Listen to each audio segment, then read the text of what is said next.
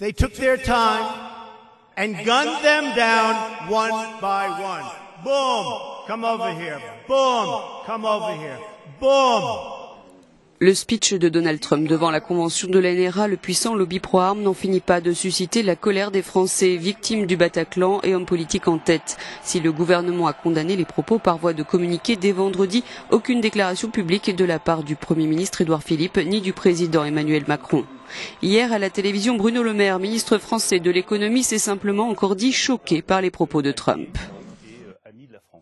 Est-ce que nous allons faire des commentaires sur les massacres qui ont lieu régulièrement aux États-Unis parce qu'il y a la libre circulation des armes? Non, nous ne faisons pas de commentaires.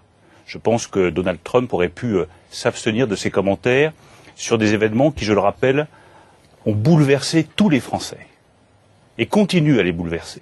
Donc je souhaite que le président des États-Unis revienne sur ses propos et exprime des regrets. Donald Trump s'est permis de mimer les terroristes du 13 novembre 2015, de les bruiter. Il s'est permis de dire que si des patrons de bars ou des employés ou n'importe qui avait pu être armé ce soir-là, les djihadistes auraient été rapidement abattus et qu'il n'y aurait pas eu autant de victimes. Un discours qui ne passe pas pour les rescapés, comme Sarah Kay, membre de l'association de victimes 13-11-15.